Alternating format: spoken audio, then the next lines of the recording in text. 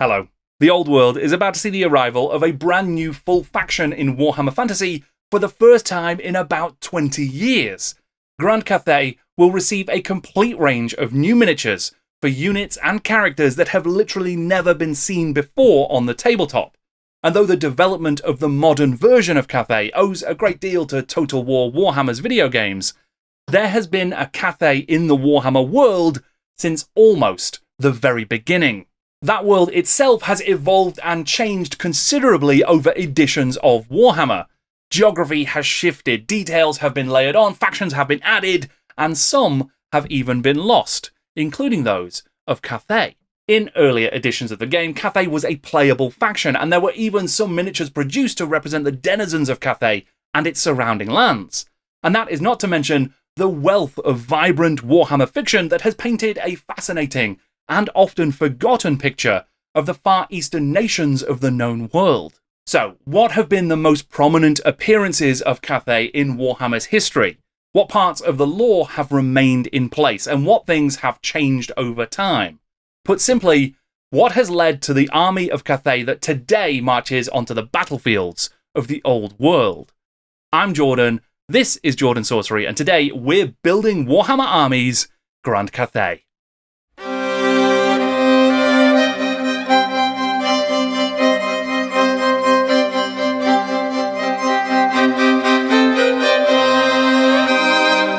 Although Cathay has been part of the Warhammer world since the second edition of the game was published in 1984, more often than not, its fighting forces have been entirely absent from the tabletop.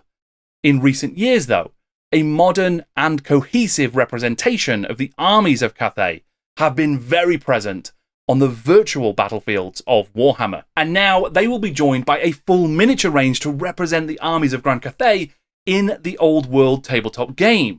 But what exactly is Grand Cathay? What is this ancient empire all about? Far to the east of the old world lies the vast empire of Grand Cathay, stretching from the Warpstone Desert in the west to the far sea in the east, from the hinterlands of Koresh to the south to the great steppes of the north. The empire of Grand Cathay has endured and prospered for longer than any other human civilization. Cathay is a land of wonders, with islands that hang in the sky, airships that glide across azure heavens, and living statues that stand sentinel over its borders and fortress gates. Grand Cathay is the realm of the celestial dragon emperor Shen Yang, an immortal who has ruled for over 5,000 years. The nation follows the philosophies and the teachings of their emperor to the letter, living and battling with a profound sense of harmony in all things.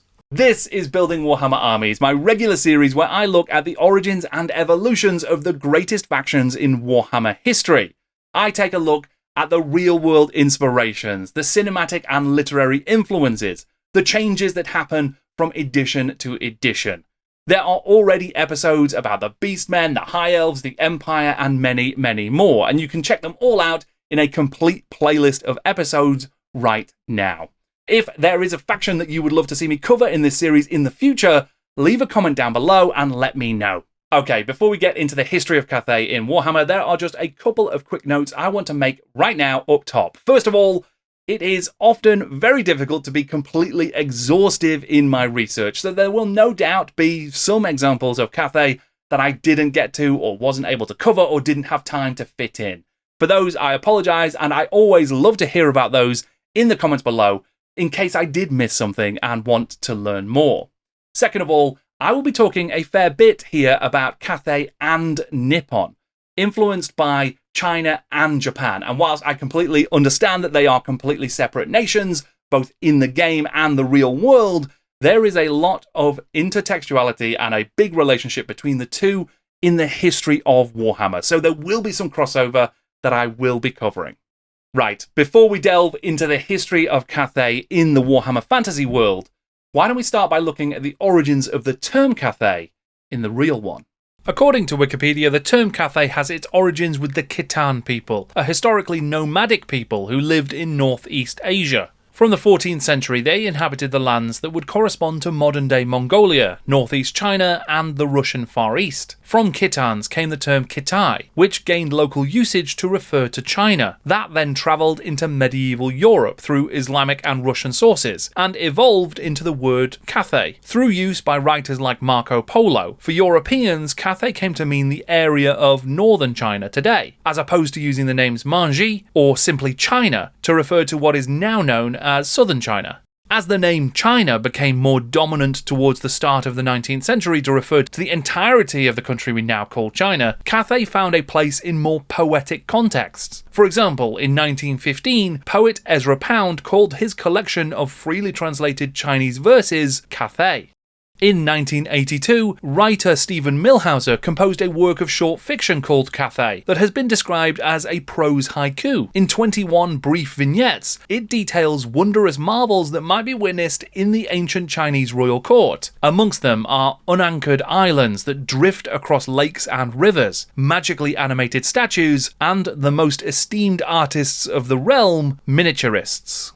Of course, the term Cathay is still in use in plenty of business names today, like Cathay Pacific Airlines based in Hong Kong or Cathay United Bank in Taiwan. And if you prefer your uses of Cathay and Kitai to be less historical or economical or poetical, then there are plenty of examples as well in classic Western fantasy literature.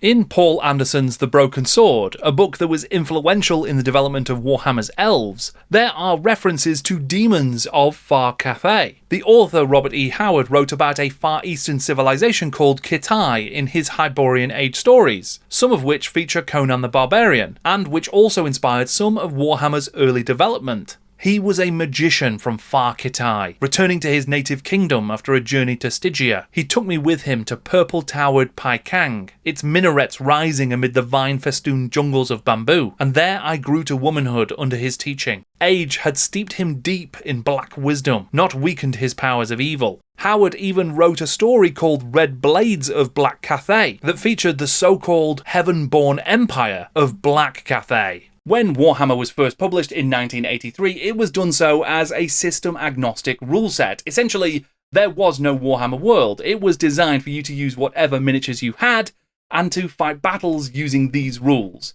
It is probably quite likely that many of those fantasy battles actually took place in fantasy worlds like Robert E. Howard's Hyborian Age. In fact, it's a topic for another time, but Tony Bath wrote a legendary campaign set in Robert E. Howard's world and even wrote about it in the pages of White Dwarf. It was hugely popular to fight in Conan's universe in Warhammer's first edition. So, in the first edition of Warhammer, there was no mention of Cathay because there was no Warhammer world in which it could exist. But that would change with the publication of the first supplement for Warhammer, the Forces of Fantasy. Forces of Fantasy split the forces of men into 4 distinct factions. Men of the East, who would remain rarely explored as the armies of Araby. Men of the North, or the Norse, and who would become the basis for much of the Chaos Marauders. Men of the West, who were something of a Proto-Britonia. And the Men of the Orient. Rather than a precursor to Grand Cathay, the Men of the Orient in this edition are far closer ancestors to the Warhammer nation of Nippon, another faction that would have limited exposure in later editions of the game. In those early days, though, Nippon was fully present. Sundered from the greater part of humanity by great distances and terrible dangerous seas, the Men of the Orient have developed a unique and strange warrior society. The whole of their country is under the domination of warrior lords called shogun. These shogun are incredibly cruel and retain power only through the use of their elite warriors, the samurai. The Men of the West were included in the game as an army of Bretonnian-style knights because there was already a range of armoured Crusader knights in the Citadel Historicals range, and their D&D Paladins range as well. Likewise, the Men of the Orient were styled around historical Japan because Citadel already produced samurai and ninja miniatures at that time. The proliferation of Japan-inspired popular culture through the 80s might also have played a role in this skew. Though kung fu and martial arts films like those of Jackie Chan were phenomenally popular, they were rarely historical fantasy films. And though, of course, there were successful wuxia fantasy martial arts films during this era, the impact of Chinese cinema on UK audiences was not nearly as significant in the 1980s as it might later become. There were no miniatures in the early Citadel range based on medieval Chinese warriors, but there were some models that may have, aesthetically at least, drawn inspiration from ancient China. The licensed Citadel miniatures for Michael Moorcock's Eternal Champion books included a range of soldiers from the nation of Pantang. In Moorcock's books, Pantang are a nation of chaos worshippers and tigers from the Young Kingdoms. Though it doesn't seem like the jungle land of the Young Kingdoms is directly inspired by Chinese history, the miniatures produced for them in the Citadel range could well have been. Sculpted by Ali Morrison, the Pantang infantry wear armour somewhat similar to armour designs seen in ancient China, though it should also be said that there are Assyrian, Japanese, and other aesthetic elements in the mix as well. In some ways, the Pantangian army produced by Citadel almost feels like a proto-mix of High Elves and Warriors of Chaos. But it does feel, to me at least, like there is a certain hint of ancient China in the design. Though it was not released as a Cathayan miniature and was originally sculpted for Ral Partha, Tom Mayer's C14 Oriental Dragon was released in 1988. The sculpt was clearly designed to evoke classic depictions of dragons, known as Long, in Chinese art. It is a sort of style that would be seen again in Warhammer's world, but not until recently. Despite these various miniatures and the Forces of Fantasy's exploration of the Men of the Orient, we still had not seen the nation of Cathay in the Warhammer world that was developing at that time. That would change in 1984 though, with the publication of the second edition of the game. In that, there would be a brand new Warhammer known world, largely inspired by the real world. And in it, there would be a Far Eastern analogue called Cathay. Warhammer Fantasy Battles 2nd Edition featured a map of this new known world, and unsurprisingly, it might look familiar to any skilled cartographers out there. It is, of course, based on certain map projections of our own world. Whilst the Chaos Wastes of both poles and the Atlantis-esque island of the Elf Kingdoms are certainly fantastic, there is the clear real-world influence of Europe on the Old World, the Americas on the New World of Nagaroth and Lustria, and Africa on the Southlands. Though Warhammer's land of Cathay would also refer to the islands of Nippon at this time, it is clearly also representing the area of China. The World Guide would go on to share a description of this land, and one of the great and powerful nations that exists within it. Cathay is a huge land corresponding to the far east of our own world. The mid-coastal areas are temperate and fertile, whilst to the west and north lie great deserts, and to the south impenetrable jungles. The Old Worlders have only just established trading contacts with this land, and are not always welcome. Cathay is dominated by humans,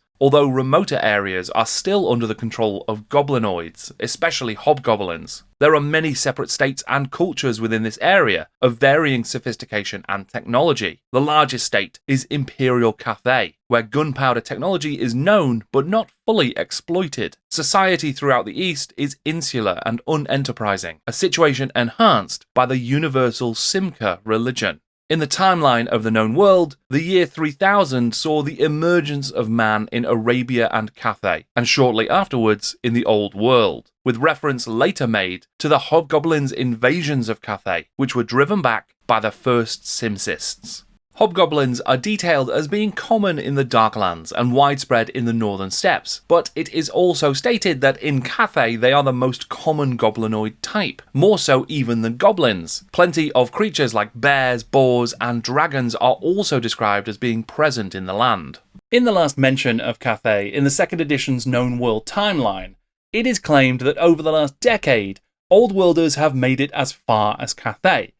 This is a usage that we will see for Cathay quite a lot over the years, especially in Warhammer fiction, a way to highlight the familiarity and proximity of the old world and the distant and exotic nature of somewhere far, far away. But that was not the last mention of Cathay in the 2nd edition, because the bestiary would include a great deal more information as well. In the 2nd edition's Battle Bestiary book, the various types of men are described together in the same section, with subsections exploring the Old Worlders, Norse, Arabians, and Orientals. In that latter portion, there is more detail on Nippon and its samurai, but the people of Cathay are mentioned as well. Orientals comprise the largest single population of humans in the world. Their homelands are known as Cathay and comprise of a large number of independent monarchic states, somewhat like the Far East of our own world in ancient times. All of these states have introverted and complex governmental bodies, unfathomable legal systems, and rigidly stratified social hierarchies. This makes the Orientals very fatalistic and insular.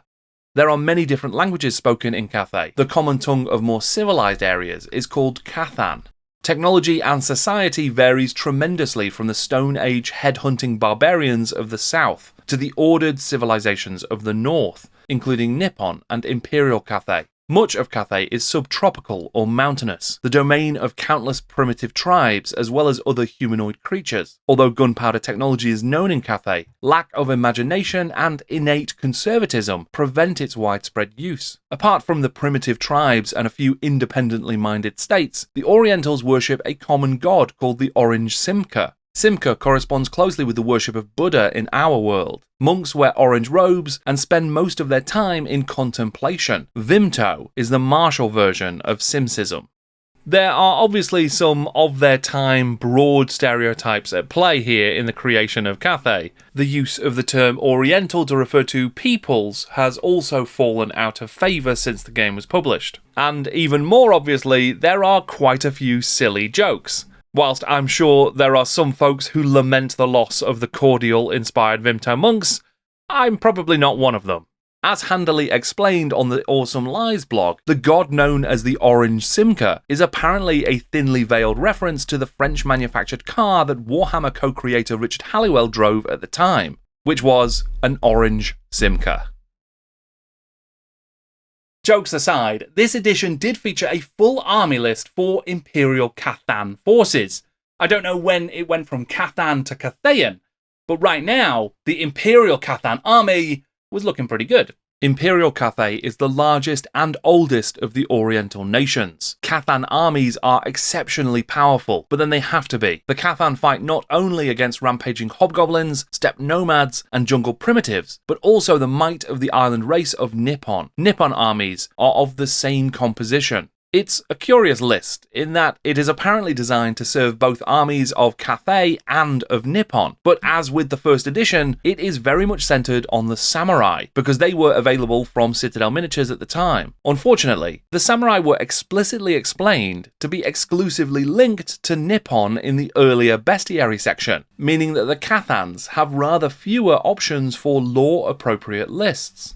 In any case, this army would be further supported by a range of miniatures from Citadel that would eventually be advertised as the Oriental Heroes range. Interestingly, the Citadel Compendium advertised this range as being faithful to the arms and armour unique to ancient Japan, which further distances them from the Imperial Cathan army. There was a pretty cool Chaos Samurai though, and there is also a Soul Wizard model in the Oriental Heroes range that does appear to have taken some design cues from Chinese history rather than Japanese. The Vimto monks could be represented by miniatures from the CO5 Specialist range that included several martial arts monks and mistresses of the martial arts. Curiously, there was no mention in the second edition of elves, orcs, dwarfs, or chaos really interacting with Cathay or Nippon at all in any meaningful way, a fact that probably made it easier for both factions to be ignored in later updates to the game as those forces became more integral to the world. The first supplement for 2nd edition, that would play the same role as Forces of Fantasy had for 1st, was called Ravening Hordes, and it featured no army list for Cathay. There is, however, a full list specifically for Nippon, making use of the Oriental Heroes range of samurai and ninja. They also made use of engines of war that had dragon-mouthed barrels, much like we would see in later Cathayan forces.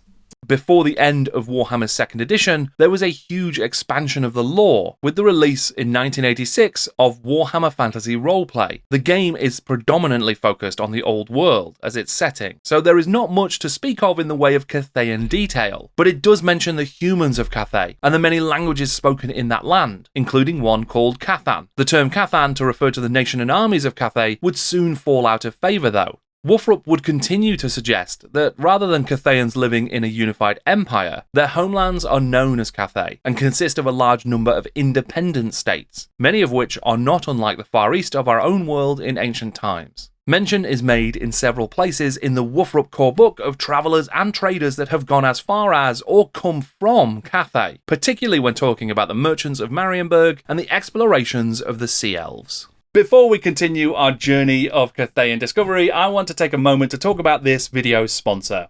It's me! I have a Patreon where my supporters can help ensure that I continue to make content like this, exploring the origins and development history of Warhammer Fantasy and the entire range of Games Workshop games and other games from across the tabletop landscape. I have had the chance to interview the folks who have made these games and document how they came together over time.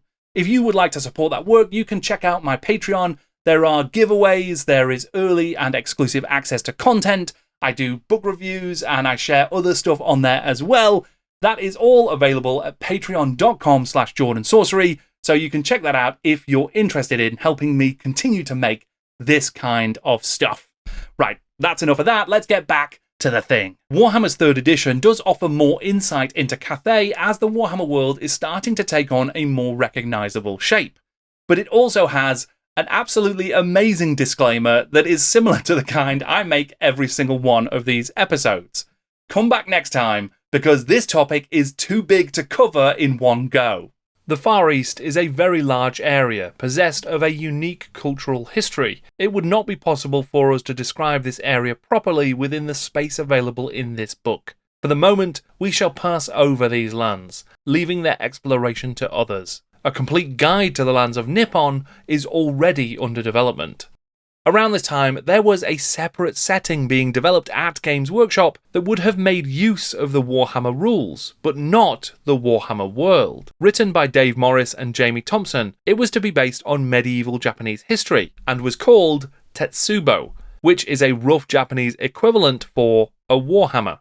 Ultimately, the draft of Tetsubo was rejected by GW, and Morrison and Thompson would leave the company to explore their world that they had developed through a number of game books. There have been some free releases of the Tetsubo manuscript over the years, and some more formal releases attempted as well.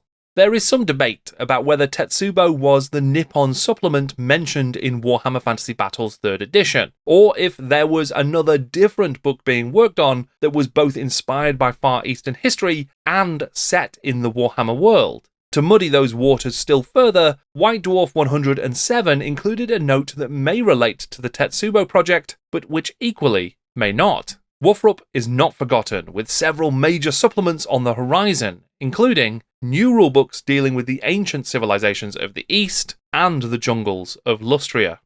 Whether there were multiple potential projects in development for Warhammer Fantasy Battle or Warhammer Fantasy Roleplay that covered Cathay or Nippon or both, I guess it's a moot point, because ultimately none of them were released. Elsewhere in the 3rd edition, it did mention that Sea Elves were regular traders with Cathay, and that hobgoblins and giants were frequently found in the region. It also said, the Far East possesses a unique civilization remote from that of the West, but beset by many of the same problems. This is the vast expanse of Cathay, the largest and most powerful nation of which is represented by the island of Nippon and its empire. Although Nippon was to suffer constant division and war, as is still the case today, it has always remained at the forefront of civilization in the East. It is significant that during the 3rd edition's expansion of the Warhammer lore, the usage of Cathay is increasingly one that refers to the geography of the region, rather than a specific empire or kingdom. In the previous edition, whilst Nippon was a rival to Imperial Cathay, it is now positioned as the most powerful nation in the Far Eastern lands, and it is claimed that it has always been thus. For the foreseeable future, this nebulous nature of Cathay and its relationship with Nippon would remain consistently inconsistent, with it rarely being clear if Cathay was a state or a region or both, and whether it or Nippon were the more powerful regional faction. The 3rd edition supplement Warhammer Armies didn't feature much in the way of new information about the continent of Cathay, nor did it have an awful lot of detail about the faction, the nation, the armies of Imperial Cathan. But there were some details about creatures that hailed from the far east of the known world, Cathayan monsters that would still be part of the Warhammer world right up to today. Temple dogs are stone statues found guarding temple entrances in the lands of Nippon and Cathay. They resemble nothing so much as a cross between a giant Pekingese and a lion. In times of war, the power of the temple gods is channeled into these statues to animate them. It is a great honour to mount this divine animal, indicating that the rider has found great favour with the gods.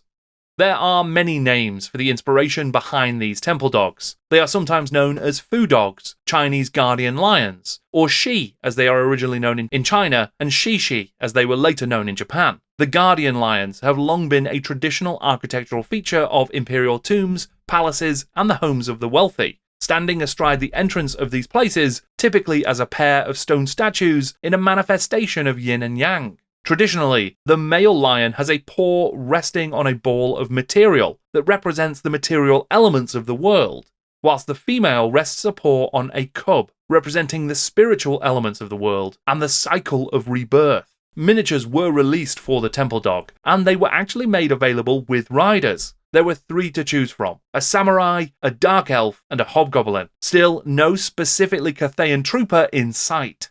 The idea of animated guardian lions has been seen in a great deal of mythic and modern fiction, and perhaps presages the animated sentinel statues that would later become a part of the Cathayan army. Whilst we're on the topic of animated statues, it is worth taking a moment to speak about the terracotta army from the mausoleum of Qin Shi Huang, the first emperor of China. It seems very likely that the later sentinels of Cathay drew considerable inspiration from the more than 8,000 sculpted warriors that were found protecting their emperor in the afterlife. Perhaps more impressive still than the mighty temple dogs was another new creature for the Warhammer world, the ethereal unicorn known as the Kirin. According to the sages of Cathay, the race of Kirin was born of the union of air and earth when the world was young.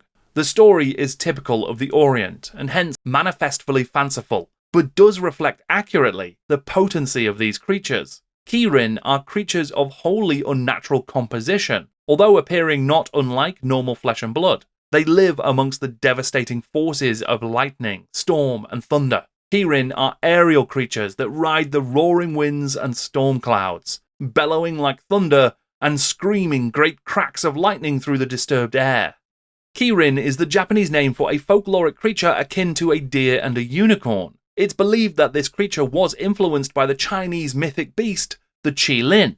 According to Wikipedia, Qilin generally have Chinese dragon-like features, similar heads with antlers, eyes with thick eyelashes, manes that always flow upward, and beards. The body is full or partially scaled, and often shaped like an ox, deer, or horse, or more commonly a goat. They are always shown with cloven hooves. Wild dragons in China, and thus Qilin, are also most commonly depicted as golden. Qilin may be of any colour or even various colours, and can be depicted as bejeweled or exhibiting a jewel-like brilliance. The Kirin in Warhammer Armies may have taken inspiration from both the later Japanese Kirin and the original Chinese Qilin, but it had reinterpreted them both into something far removed from the originals. As far as I can tell, no miniature was ever produced to actually represent this creature on the battlefield though. Since the launch of the first GW books in the late 80s, writers working in the Warhammer fantasy world have made frequent use of Cathay to highlight how well-travelled certain characters are, or how far away, distant, and exotic certain elements of a story might be. As an example, here is an excerpt from the incredible novel by William King, Vampire Slayer. Odd, exotic weapons and masks from the distant Southland lined the corridors through which the elderly servants led them. A porcelain statue of some 4-armed monkey god, which Felix guessed was from far Cathay, guarded the entrance to a vast sitting room in which the owner lolled on a huge antique couch. Count Andriev, Ulrika's distant cousin, rather reminded Felix of a mole. He was a short man, very broad and bulky. He had a huge nose and vast whiskers that drooped below his chin. Little round glasses perched on his mountainous nose and obscured his small weak eyes. The Count wore a long silk robe in the Cathayan style. William King's later, final Gotrek and Felix novel, Giant Slayer, goes on to make mention of a rebellion that's taking place in far Cathay. However, few authors have spent as much time trying to shed light onto the nature and mystery of Cathay as the author Kim Newman. Writing at a time when the Warhammer world wasn't quite as familiar as it is today. Newman explored very unusual aspects of Cathay in some of his stories. A lot of that hasn't remained in the lore today, but some of it is reminiscent of the spirit of Cathay that we would recognise still. This far to the west, the people of Cathay were uncommon enough to attract attention. All who ascended the pagoda of Xianxin, Lord of the 15 Devils, Master of the 5 Elements, had more than a trace of the Warp Stone in their blood. A few too many clashes with the Monkey King's warrior monks had forced him to leave the land of his birth, and now he was a wanderer across the face of the world, a servant of Xianxin, an unaltered acolyte of chaos, a master of the mystic martial arts. He had been shepherded through the Darklands by the Goblin Lords, and conveyed across the World's Edge Mountains to the shores of the Blackwater. There was an invisible empire in the known world. An empire that superseded the petty earthly dominions of the Monkey King, the Tsar of Kislev, or Emperor Luitpold. This was the empire of the Chaos Powers, of Khorne and Nurgle in the west and north, and of Great Gojira and the Catshit Demons in the east. That's right, a Warhammer version of Godzilla and Catshit Demons. I wonder why some of this was dropped. Apparently, Newman had actually been working on a novel that would have explored this invisible empire of chaos across the Warhammer world. Sadly, that book was never completed, but it does make one wonder if Cathay would have been explored in even more detail within it. Most notably here is the fact that the Monkey King is proclaimed to be the leader of the Cathayan Empire.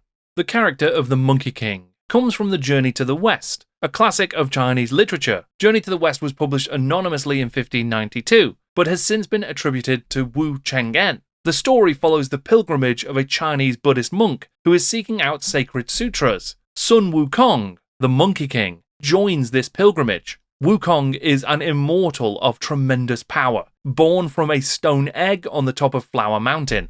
Having once rebelled against heaven and subsequently been imprisoned for many centuries, Wukong remains a complex character, a trickster who is neither wholly good nor bad. Many adaptations of The Journey to the West have been produced, one of the most popular in the UK being the 1978 Japanese television show Monkey, that was shown on Channel 4. Given the prominence and popularity of the Monkey King character, it is unsurprising that Kim Newman's pop culture-infused take on Cathay would include him. Nor is it surprising that the character would remain, in some form, in the Grand Cathay of the Old World.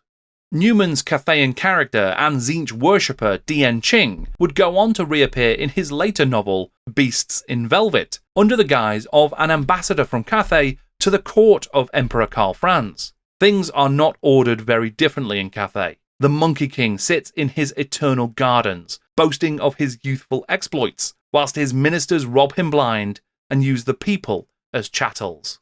Dian Qing was only an imposter, but it feels likely that his position in this novel as a Cathayan ambassador in Altdorf would later inspire the inclusion of a genuine ambassador from Cathay in the Warhammer 4th edition supplement about the Empire's capital. Certainly not the only mention of Cathay in later Wolfrup sourcebooks, but perhaps one of the most relevant to the Celestial Empire. Newman's writing for Warhammer was infused with pop culture references and is genuinely incredible. Not only was he referencing the classics of Chinese literature, The Journey to the West, but he also drew inspiration from Japanese and Hong Kong cinema, such as the classic monster movie Gojira, and possibly films like martial arts classics The 5 Elements Ninja or the cult horror comedy Evil Cat, about possession by a devilish cat spirit, hence the Catshit Demons. Honestly, if you've not read Kim Newman's work, I highly recommend it. I have only read it relatively recently for the first time as part of the GW Book Club, and I am absolutely in love with it. Truly incredible. Some of the best fiction in Warhammer and other Games Workshop's worlds, I think, has ever been written. Now, of course, whilst much of what Kim Newman wrote about Cathay has since been reworked or removed entirely from the Warhammer world, there has still been plenty of references to Cathay over the years. In particular, there have been hints, clues, and furtive glances from the Warhammer Armies books in the direction of Cathay for decades. The 4th edition High Elf Armies book makes mention of Cathay during the peaceful reign of Phoenix King Aethys, the poet. Imperial calendar 498 to 1120. Contact was made with the old human empire in Cathay. Representatives of the Phoenix King arrived at the court of the Emperor of Cathay. Silk, jade, and spices became valued commodities. There is also a brief mention of the construction of the Fortress of Dawn at the tip of the Dark Continent to protect trade routes to Cathay. The 4th edition Skaven Armies book also touched on the lands of Cathay, as Clan Eshin established a colony in the Far East and learned there many ancient martial secrets.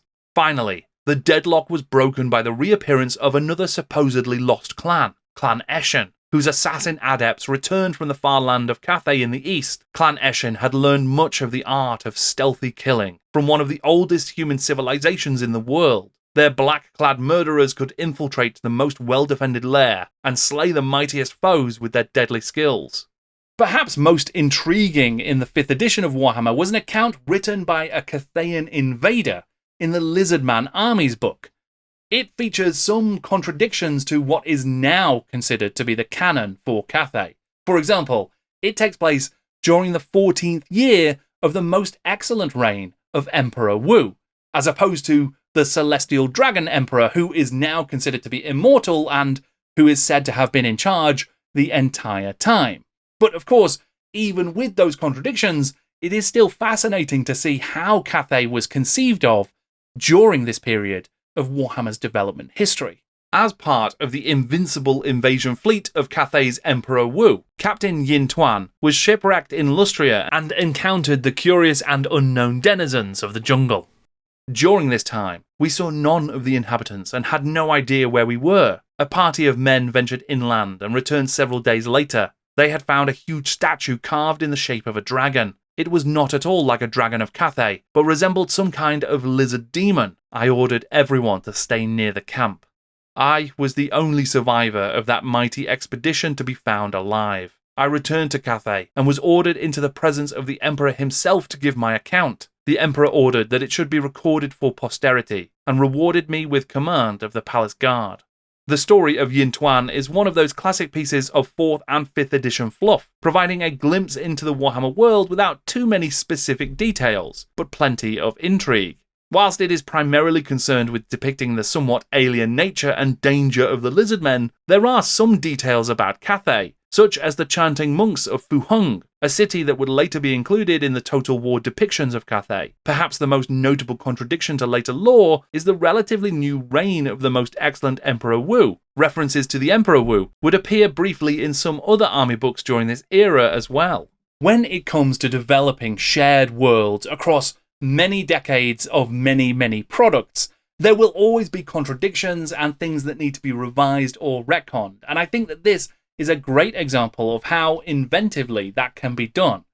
It has now been suggested that Emperor Wu is actually a mistranslation by Old World scholars.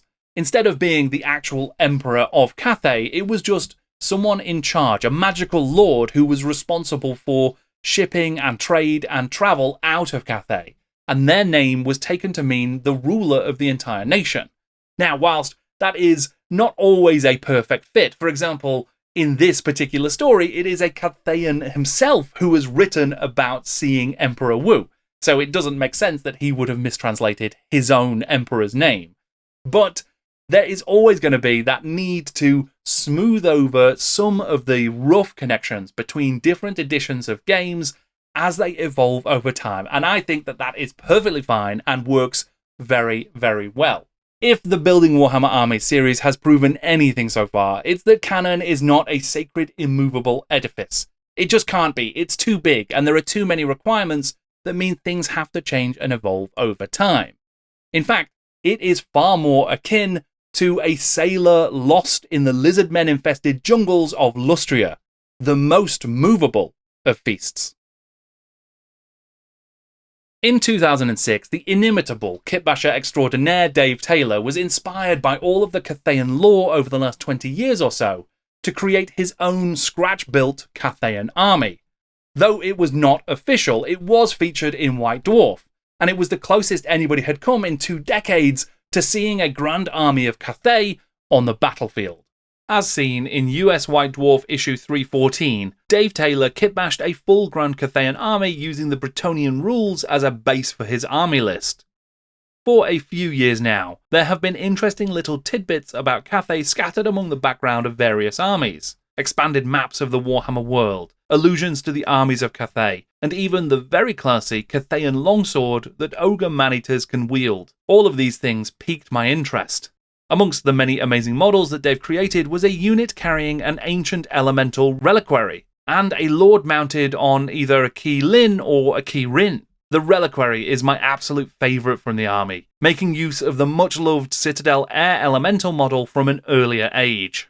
Huge thanks must go to Dave for sharing these photos of the army with me. It is brilliant to see that the entire thing is still in fine shape to this day. Truly, it is impressive just how much amazing work Dave put into this army. Incredible, inspiring stuff. The showcase was far from an official introduction of Cathay into Warhammer Fantasy. But as Dave Taylor suggested, all of the Cathayan lore up to that point had been incredibly compelling, even if it had been brief and rare.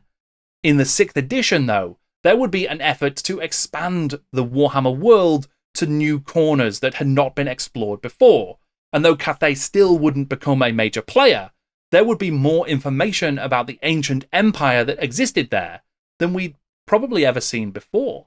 Past the World's Edge Mountains and across the Great Skull Lands, on the other side of the Mountains of Morn and the vast steppes, begin the uncharted lands. Only a single path travels to the east, known as the Silk Road. It runs through the untamed steppes until its destination, the fabled kingdom of Cathay. The lure of the Silk Road is great to the merchant houses of Tylea and the burgomeisters of the Empire, as well as the traders of Araby, but the road is far from safe. Roving bandits, steppe nomads, and the vast hordes of Hobgobbler Khan who rule the steppes are an ever-present threat, and one that cannot be taken too lightly. Only one caravan out of 10 makes the trip safely. The travellers that return from Cathay tell tales of great golden pagodas and the inexhaustible armies of the eastern despots. They bring exotic spices and finest silks, gleaming gold, luxurious porcelain vases, and all manner of strange and wonderful items from the kingdom of the dragon, glimpses of the mysterious glory of the distant and rich Orient.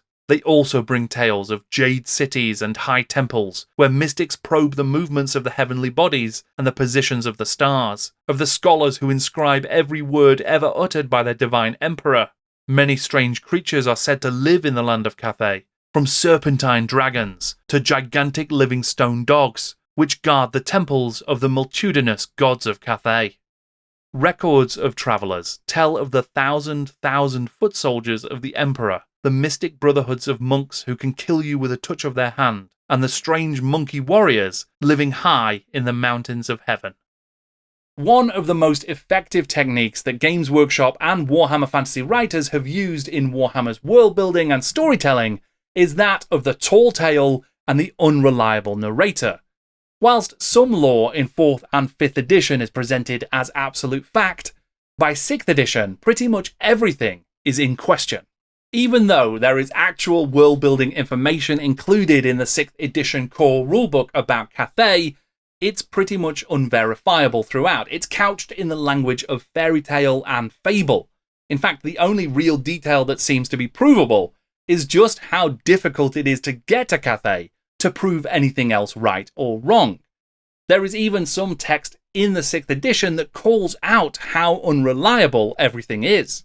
Most of these tales are highly fanciful, but certainly the Empire of the Celestial Dragon must be a wondrous and rich place, but until the trade routes to the east are safe, it will remain a realm of legend. This technique is especially effective here because there were seemingly no plans at the time to explore Cathay further, and so everything suggested needed the option of deniability in case future designers would want to go in a different direction. We have since seen the benefits of that approach play out in real time. There were further mentions of Cathay in the lore that was featured in many Warhammer Armies books during this period. In particular, the Skaven and the High Elves, the Dark Elves, and the Ogres would all feature stories about Cathayan influence and the journeys to and from that far-away place. As much as there were mentions of the trading and commerce between the High Elves and Cathay, the relationship with the Dark Elves was far more bloody. 2 entries in the 7th edition timeline of the Dark Elves illustrate the ups and downs of their unsavoury deeds. 860. The Black Ark Talon of Agony is overturned and sunk by a gigantic magical tidal wave off the coast of Cathay. 1103. Leithakir Felheart shadows high elf fleets around Cathay and Nippon, and begins a century of merciless raids that see the Felheart family rise to great power. With her charts, other dark elf fleets maraud with much success along the rich coasts of Ind and Cathay. The passing mentions of Cathay in the pages of the Elven and Skaven Armies books over the editions all contributed to a sense of Cathay's distant existence, but probably the most direct interaction with Cathay in the history of any Warhammer faction can be seen with the Ogre Kingdoms. Their entire civilization was decimated, almost ended, following their run-ins with the Celestial Empire. Many thousands of years ago, the ogres lived far to the east of the Mountains of Morn, in the great sweeping steppes on the borders of far Cathay. Their homelands were fertile and rolling grasslands spread from horizon to horizon, with grazing new beast and lumbering yak providing an ever-replenishing supply of fresh meat. With no natural borders to divide their kingdoms, the majority of the ogre tribes lived as nomads, trading almost as often as fighting. The great secret of fire was passed to them by their Cathayan neighbours, who, in return, began to recruit the more intelligent ogres into the Grand Imperial Army. Tribe upon tribe prowled the rolling steppes as their numbers grew. However, the barbarian ogre civilization prospered to such an extent that ogre raids soon began to stray into Cathay itself, preying on the simple peasant children working in the rice fields. Before long, many ogres had acquired a taste for Cathayan flesh. This was something which His Most Excellent Majesty Shen Huang, Celestial Dragon Emperor of the Imperial Palace of Grand Cathay, took a very dim view of indeed.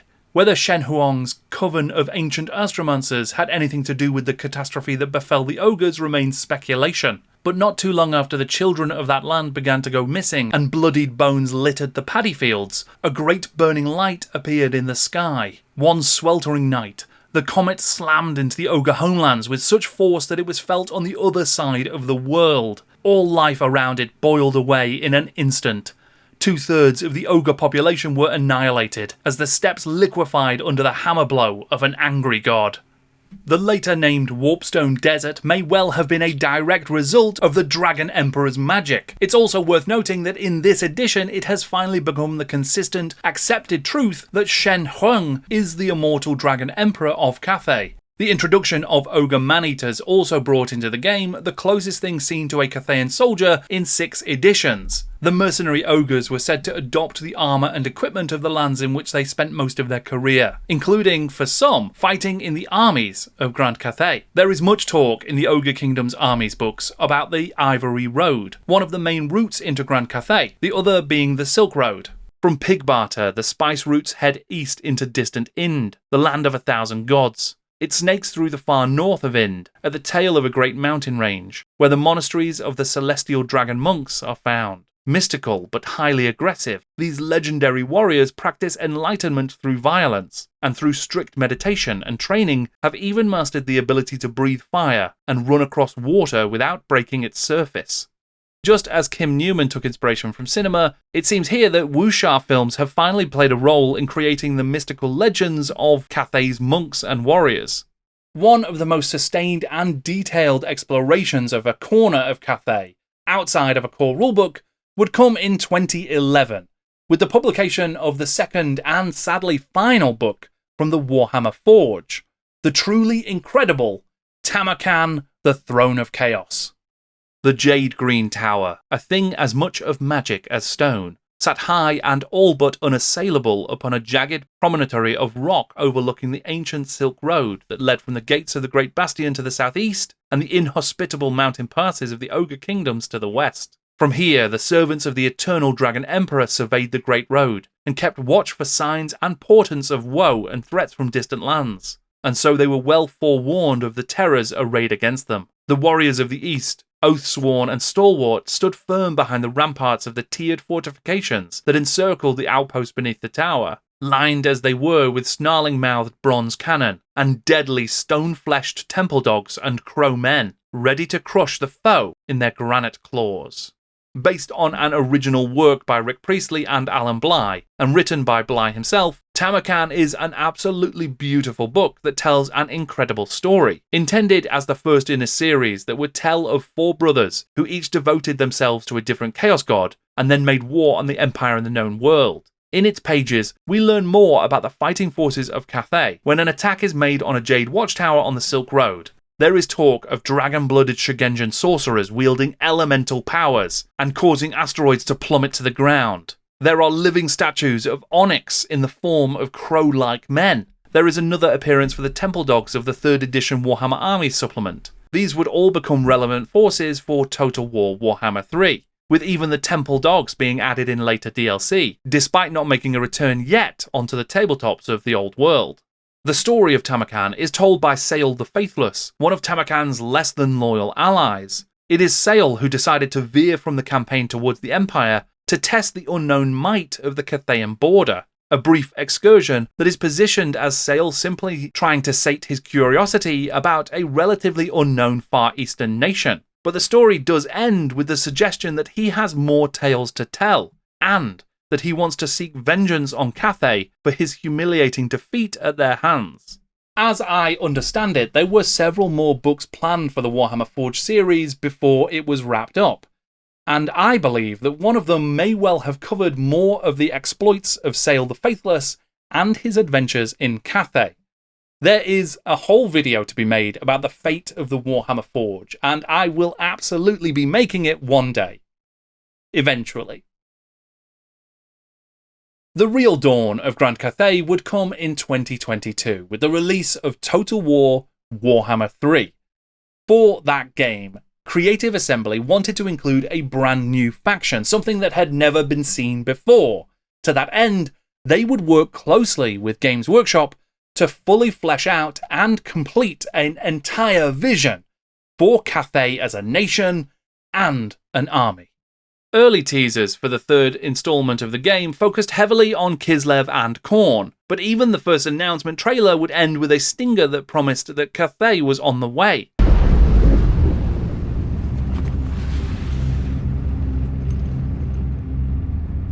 Then, on the 14th of September 2021, a new trailer was released that revealed for the first time the full, breathless scope of Grand Cathay.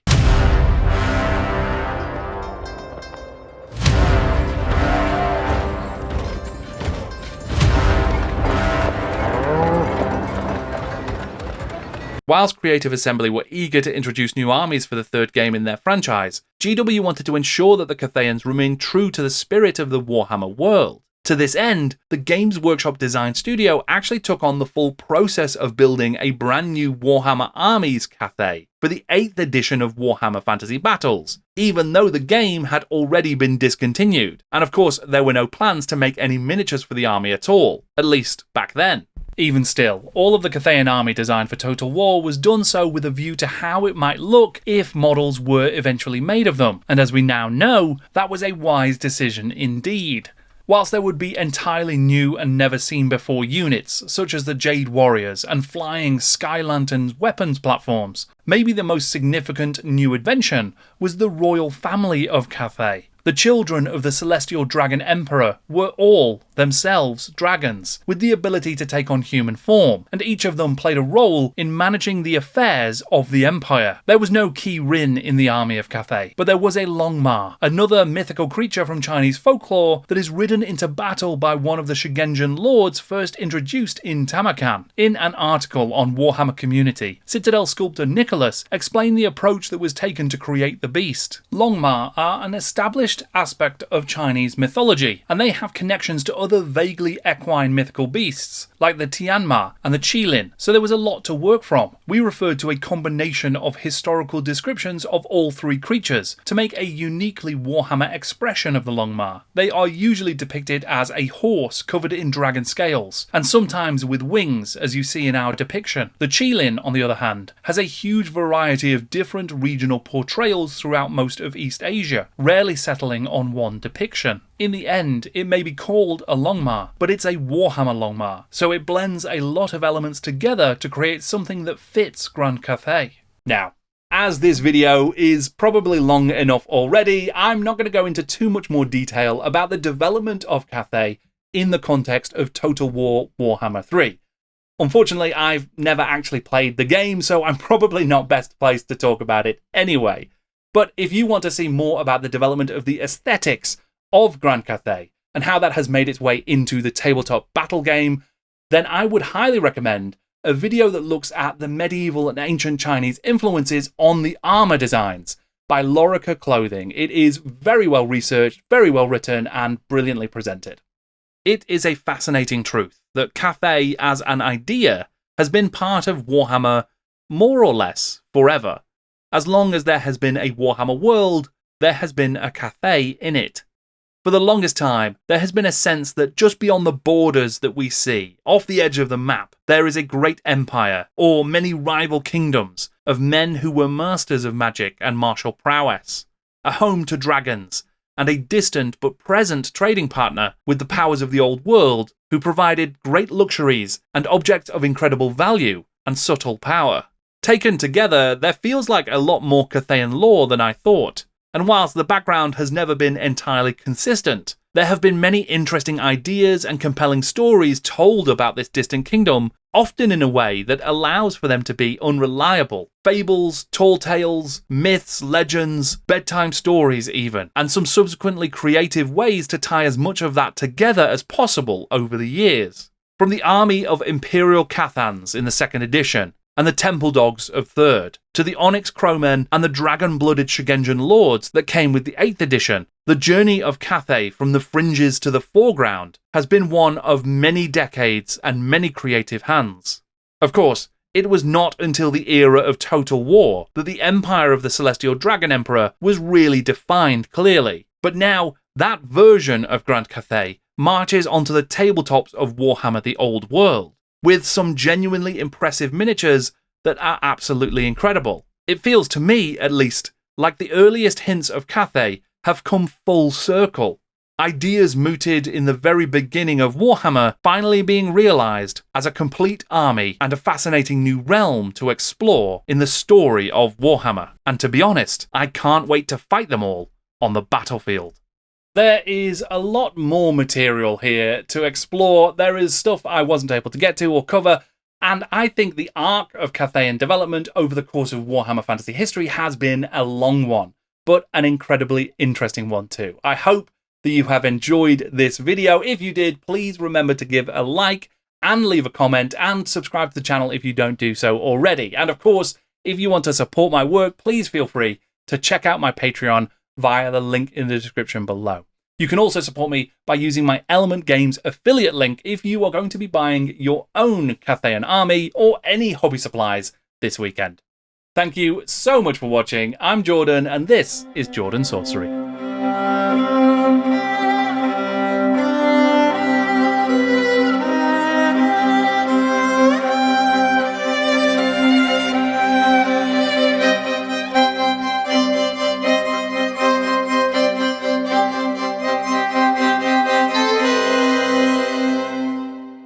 I tell you what, Martha is so lazy. She's been sleeping just off screen here for this entire video. Literally the entire thing.